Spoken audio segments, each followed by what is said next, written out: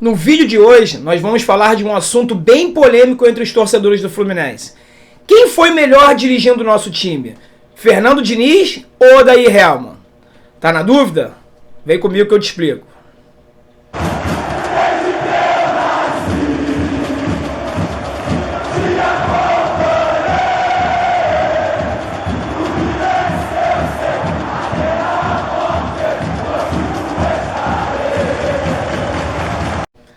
Fala galera, sejam bem-vindos ao canal Sentimento Tricolor. Meu nome é André Luiz, sou personal trainer, 40 anos e tricolor desde que nasci. Antes da gente iniciar o assunto principal desse vídeo, que é a comparação, é um raio-x entre os dois treinadores, digamos assim, que mais criaram polêmica no Fluminense nos últimos anos em relação à torcida, né? A opinião da torcida em relação a eles.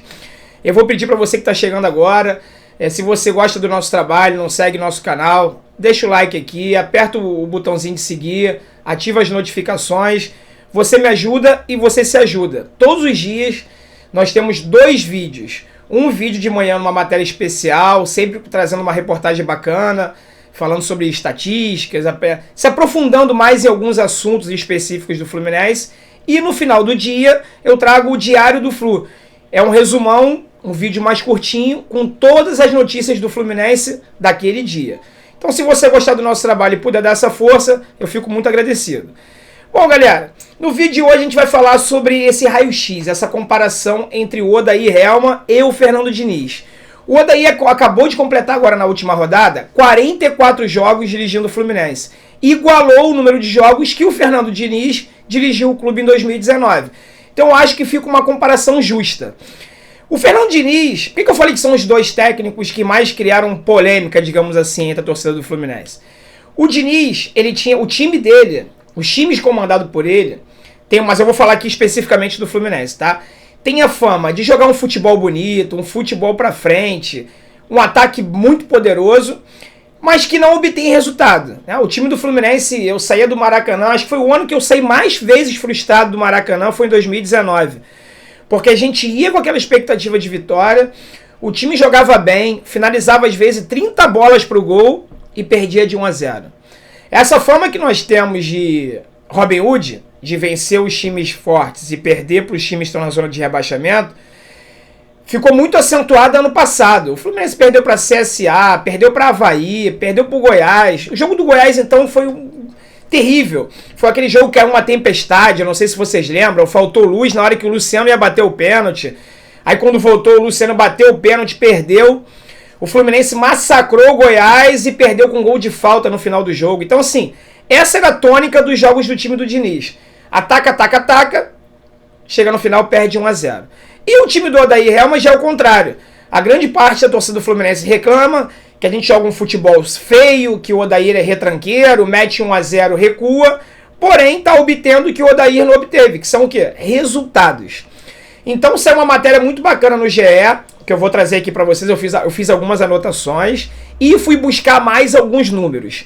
Então eu vou ler aqui para vocês, fiquem atentos a esses números que eu vou passar para vocês agora.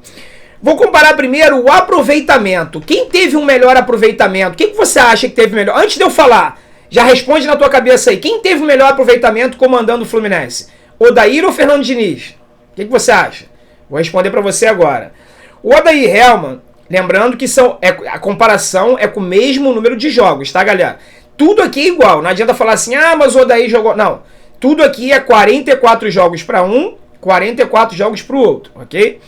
O Odair Hellmann teve até agora 56% de aproveitamento, com 21 vitórias, 11 empates e 12 derrotas.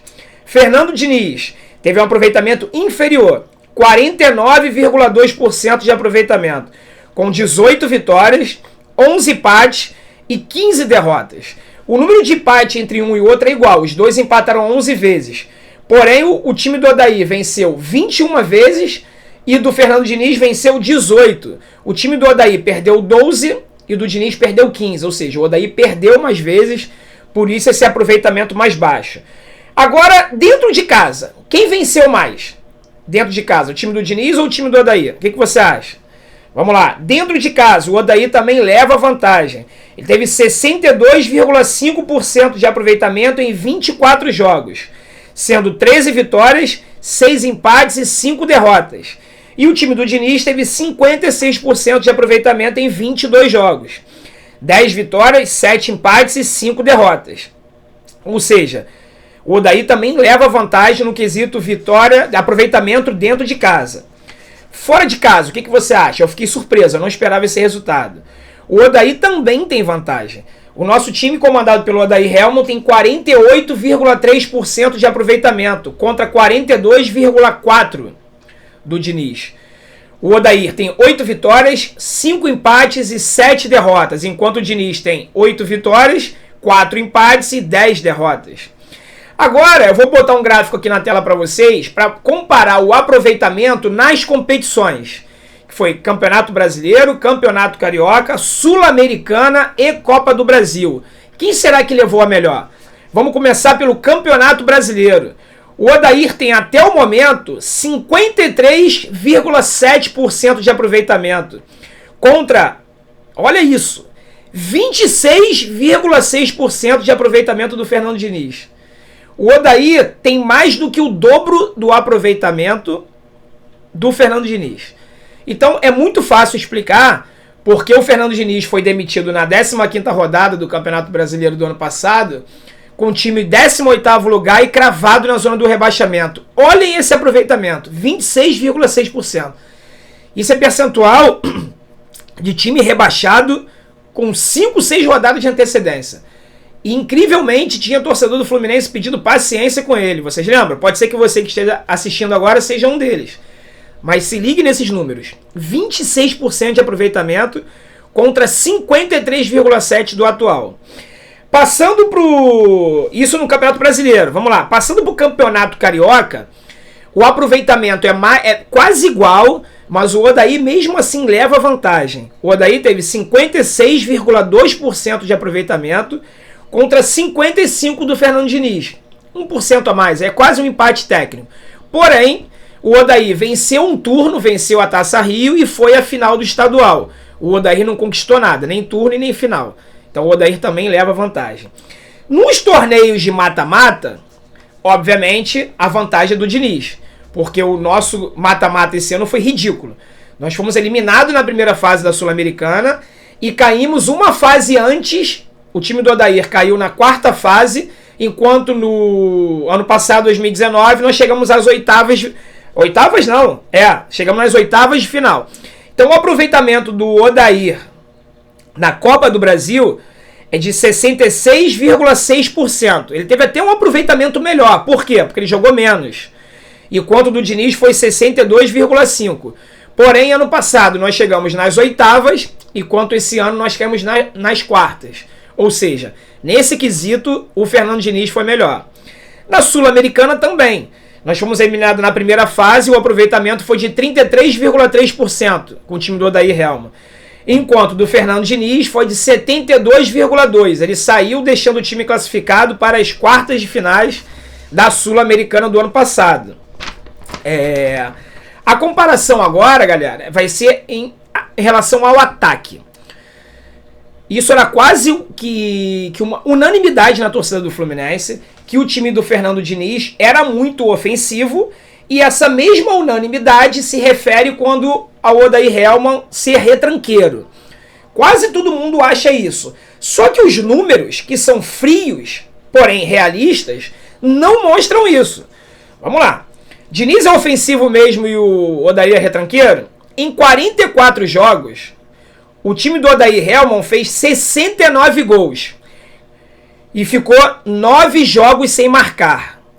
Nos mesmos 44 jogos, o time do Diniz fez 71 gols, ou seja, só dois gols a mais, porém ficou 11 jogos sem marcar. O time do Fernando Diniz, super ofensivo, ficou 2 jogos a mais do que o time comandado pelo Odair sem marcar. E o número de gols foi praticamente o mesmo, 71 contra 69. Ou seja, será que o Diniz é tão ofensivo assim? E será que o Odair é tão retranqueiro assim? Eu deixo essa pergunta a você. O que você acha? Deixa aqui nos comentários. Vamos debater. Gols de bola parada. entre pênaltis e jogadas ensaiadas. Uma outra crítica muito grande é que o Odair não treina, né? E eu também acho que ele treina pouco. Eu acho que o time comandado por ele treina pouco. E a gente achava que o Fernando Diniz era um obcecado por treino, por trabalho. Os números, pelo menos em gols de bola parada, galera, também não mostram isso. Olha como é que estão caindo alguns paradigmas aqui comparado a um trabalho ou outro. O time do Odair, ele fez 26 gols de bola parada, sendo 11 de pênalti, 6 de escanteios, não gol olímpico, né? Cobrança de escanteio e cabeçada ou rebatida na área. 2 gols de falta direto e 7 gols de faltas indiretas, ou seja, jogada ensaiada. Gols que foram originados de uma cobrança de falta, não direta. O time do Diniz fez 21 gols de bola parada ou jogadas ensaiadas, ou seja, 5 gols a menos, sendo 7 de pênalti, 9 de escanteios e 5 de faltas indiretas, ou seja, o time do Fernando Diniz não fez gol de falta. A culpa é dele? Óbvio que não, ele não bate falta. Talvez isso mostre que o time atual é um pouco superior tecnicamente do que o time do ano passado. Afinal de contas, o Nenê também estava no passado e ele não fez gol de falta no passado, e esse ano sim. Então, assim, em relação à bola parada, demonstra treino, jogadas ensaiadas, mas não necessariamente a culpa ou o mérito é diretamente do treinador, e sim dos jogadores em campo. Agora vamos comparar as defesas, já que o Odair é retranqueiro, é chamado de retranqueiro, a defesa tem que ser melhor, né? Pois é. O Odair, ele passou esse ano, comandando o time do Fluminense, 16 partidas sem levar gol. E teve 41 vezes a sua meta vencida, ou seja, o Fluminense tomou 41 gols. O time do Diniz ficou 12 partidas sem levar gols, ou seja, 4 jogos a menos. Sendo que ele tomou mais gols, tomou 41 gols sofridos contra 41 do Odair Helma, ou seja, nesse quesito, o time comandado pelo Diniz também foi pior do que o time comandado pelo Odair. E o saldo de gols, galera? Quando o Fernando Diniz saiu, você sabe quanto era o saldo do Fluminense? Eram de 23 gols sofridos até a demissão dele. E no mesmo número de jogos comparados, o time do Odair Helma tem 28 gols de saldo positivo. Bola aérea, ou seja, gols sofridos pelo Fluminense por bola aérea. O time do Odair Helma sofreu 14 gols de cabeça, originados de bola aérea. Isso dá uma média de 1 gol a cada 3 sofridos, ou seja, a cada 3 gols que o Fluminense leva, 1 é de cabeça, é originado de bola aérea. E o Fernando Diniz teve 13 gols sofridos no mesmo número de jogos, ou seja, dá quase 1 gol a 4 jogos. Também é um quesito que está muito parecido, porém o time do Diniz leva uma pequena vantagem. Então, galera, para resumir, nessa comparação, nesse raio-x, fica óbvio que o time comandado pelo Odair Helma é um time muito melhor do que o time comandado pelo Diniz. Na minha opinião, vocês sabem que em tudo que eu faço aqui no canal, eu passo a informação e depois eu entrego para vocês a minha opinião, que vocês não são obrigados a concordar, e eu acho até que não tem que concordar. Se você acha que eu estou falando alguma coisa errada ou se você não concorda com os números, você deixa aqui nos comentários, a gente vai debater sobre isso. Porém, é muito claro que as críticas excessivas direcionadas ao Odair, na minha opinião, são injustas. São injustas. O trabalho tem falhas, o trabalho deixou a desejar nos torneios de mata-mata. Porém, eu vi a torcida do Fluminense, ou uma parte da torcida do Fluminense, até hoje, com o tal do dinizismo. Ah, porque o Diniz tem que voltar, e o São Paulo às vezes ganha um jogo. Ah, olha a diferença de treinador. Tem um blogueiro aí, então, de um site aqui do Fluminense, um jornalista que parece que é tarado pelo Odair, pelo Diniz. O São Paulo ganha, ele fica enlouquecido. Eu não entendo isso. Era um futebol bonito? Era bacana ver o Fluminense saindo tocando atrás, o goleiro sair jogando, só que não apresentava resultado. O futebol hoje talvez seja um pouco menos vistoso, mas que nos colocou na 4ª colocação. Um exemplo, o São Paulo jogou ontem com o Lanús, da Argentina, pela Taça Sul-Americana. O São Paulo perdeu o jogo de 3-2 e o Lanús não jogava há 7 meses. 7 meses. Vocês sabem qual foi a justificativa que o Diniz deu? É que o time do Lanús estava mais descansado. Que o time do São Paulo está jogando muito, está cansado, e o Lanús estava descansado. Um time que não joga há 7 meses, sem ritmo de jogo, sem absolutamente nada. Foi lá e venceu. Então, assim, eu ia pro Maracanã de carro com a minha família, quando eu voltava eu ligava na rádio para ouvir os comentários. Toda vez que o Fluminense perdia, os comentários do Diniz eram cada vez piores. Não porque nós vencemos, nós tivemos mais posse de bola, nós finalizamos 35 vezes para o gol, e que o goleiro defendeu 54 bolas impossíveis e o placar foram 1-0 para o adversário. Então, assim, nem 8 nem 80. O Diniz teve os méritos dele, porém não deu certo no Fluminense. E o Odair, mesmo com futebol menos vistoso, tá tendo um resultado e um aproveitamento que os números mostram muito superior. Então, galera, vamos apoiar o nosso treinador que tá lá, vamos torcer pro nosso time se manter lá em cima na tabela. Lembrando que o comparativo entre os treinadores ainda continua, porque o Fluminense está uma posição à frente do São Paulo, só que o São Paulo tem 3 jogos a menos. Mas eu não duvido nada que o São Paulo não ganhe nenhum desses 3 jogos a menos e a gente continue na frente deles. Porque times comandados pelo Fernando Diniz são assim, a gente pode esperar tudo, é 8 ou 80.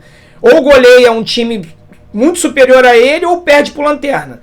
Então, assim, vamos dar apoio pro nosso treinador, vamos dar apoio pro nosso time, vamos confiar. Se ele continuar fazendo besteira, ou se ele voltar fazendo uma aberração, a gente vai vir aqui, vai criticar, mas vamos apoiar. Eu já vou antecipar aqui uma informação que eu ia dar no Diário do Flu.